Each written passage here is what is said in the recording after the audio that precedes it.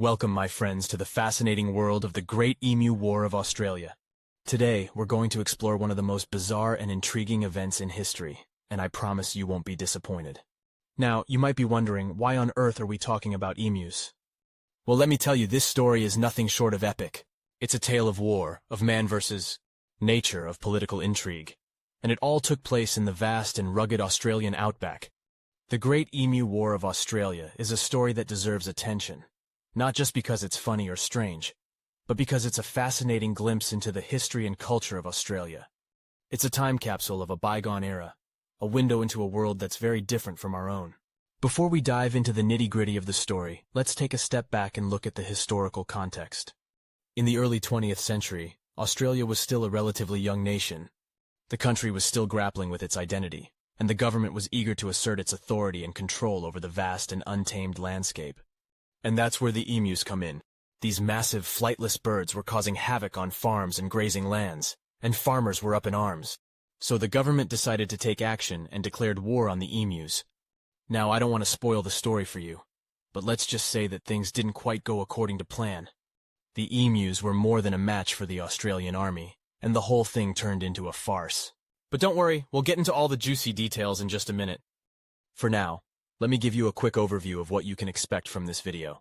First, we'll explore the background and context of the Great Emu War, so you can understand the motivations and political climate of the time. Then, we'll dive into the actual events of the war, and trust me, there are some hilarious and bizarre moments that you won't want to miss. Finally, we'll wrap things up with some reflections on the impact and legacy of the Great Emu War, and what it can teach us about history, politics, and the human condition. So buckle up, my friends, because we're in for a wild ride. And if you want to stay up to date on all the latest videos, be sure to hit that subscribe button and ring that notification bell. Trust me, you won't want to miss what's coming up. Now let's dive into the emu problem in Australia. Did you know that emus were once considered pests by farmers? That's right.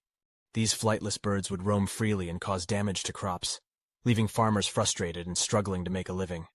As a result, farmers requested military assistance to deal with the emus. Yes, you heard that right. The military was called in to deal with a bird problem. Now, you might be wondering why the military?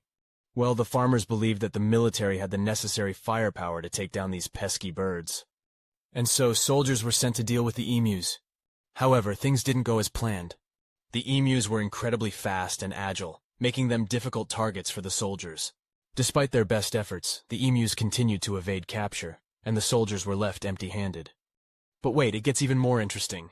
The decision to send soldiers to deal with the emus was seen as a solution to the problem by some, but to others, it was seen as a complete failure. Some argued that it was a waste of resources, and that the military had more important tasks to focus on. Regardless of your opinion, the emu problem in Australia remains a fascinating piece of history. Who would have thought that a bird could cause such a stir, and even lead to military involvement? So there you have it, folks. The emu problem in Australia. Stay tuned for more interesting facts and stories in this video. Now that we have covered the emu problem and the attempts made by farmers, let's take a look at how the military responded. In an effort to control the growing population of emus, the Australian government deployed soldiers armed with machine guns to hunt down the birds. But it wasn't as easy as it sounds. With their speed and agility, the emus proved to be difficult targets for the soldiers. The terrain also posed a challenge, as it was not conducive to a successful military operation. Despite these obstacles, the soldiers persisted in their mission. The use of machine guns also proved to be problematic. Due to the uneven terrain, the guns were difficult to maneuver and aim accurately. The emus also proved to be resilient, and many were able to survive multiple shots before finally succumbing to their injuries.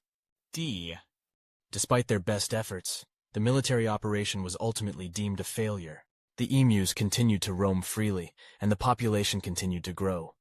The government decided to abandon the military intervention and instead turned to more peaceful solutions to address the emu problem. It's clear that the emu problem was not easily solved, and the military response was just one of the many attempts made to control the situation. Join me in the next segment as we explore the aftermath of the Emu War and its lasting impact on Australia.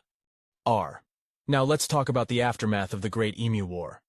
As you might expect, it wasn't exactly a glowing moment in Australia's military history. In fact, it's often viewed as a humorous and absurd event. But what actually happened after the dust settled? Well, for starters, the emus didn't exactly surrender.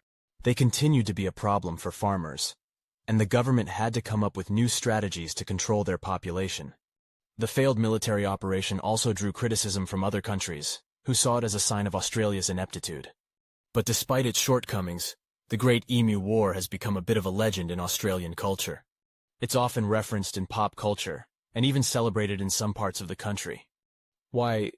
Well, it's partly because of the sheer absurdity of the situation. Who would have thought that a group of birds could outsmart a military operation?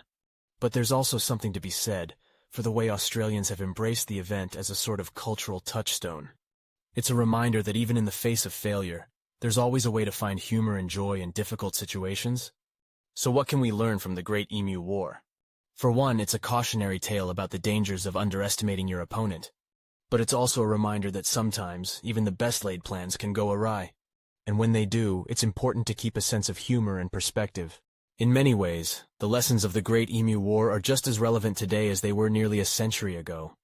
As we navigate the complexities of modern military operations and global politics, it's important to remember that even the most serious situations can benefit from a little bit of levity. So let's all take a page from Australia's book and remember to laugh in the face of adversity. Now let's dive deeper into the Great Emu War, and why it's such an important event in history. As we've learned, the Australian government declared war on emus in an attempt to control their population. But this plan ultimately failed, and the emus came out victorious. But why is this event so significant? Well, it sheds light on the importance of understanding the ecosystem and the delicate balance that exists within it. It also highlights the potential consequences of human interference with nature. It's important for us to learn from the mistakes of the past and take a more sustainable approach to managing wildlife populations. We must work towards finding solutions that benefit both humans and animals. So, what do you think about the Great Emu War? Do you agree with the government's actions? Or do you think there could have been a better solution? Let us know in the comments below. Thank you for watching, and don't forget to hit that like button and subscribe for more informative and entertaining content. See you in the next video.